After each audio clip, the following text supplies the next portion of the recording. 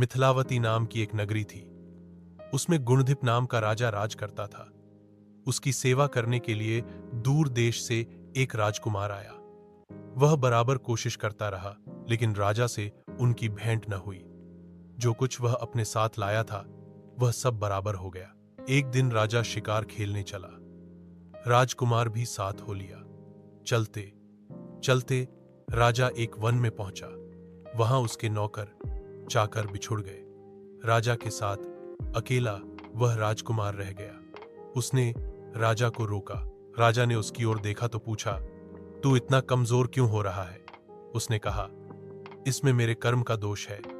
मैं जिस राजा के पास रहता हूं वह हजारों को पालता है, पर उसकी निगाह मेरी और नहीं जाती। राजन छ, बातें आदमी को हल्का करती हैं।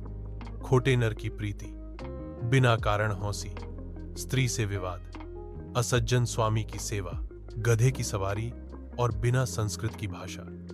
और हे राजा, ये 5 चीजें आदमी के पैदा होते ही विधाता उसके भाग्य में लिख देता है: आयु, कर्म, धन, विद्या और यश।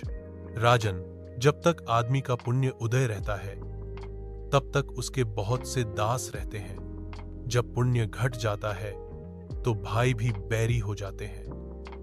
पर एक बात है, स्वामी की सेवा अकारथ नहीं जाती। कभी न कभी फल मिल ही जाता है।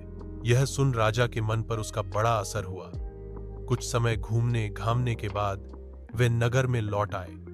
राजा ने उसे अपनी नौकरी में रख लिया। उसे बढ़िया बढ़िया कपड़े और गहने दिए।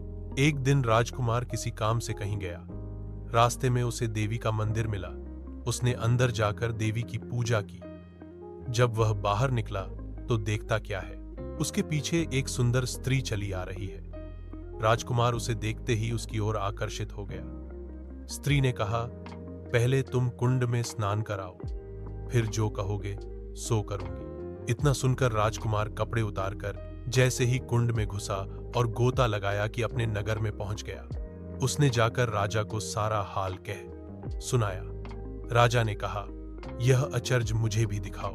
दोनों घोड़ों पर सवार होकर देवी के मंदिर पर आए।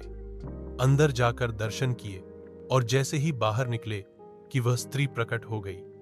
राजा को देखते ही बोली, महाराज, मैं आपके रूप पर मुग्ध हूं। आप जो कहेंगे वही करूंगी।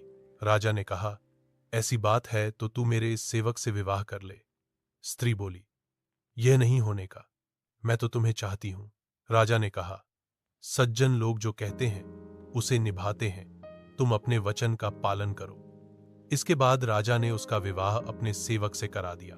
इतना कहकर बेताल बोला, हे राजन, यह बताओ कि राजा और सेवक दोनों में से किसका काम बड़ा हुआ?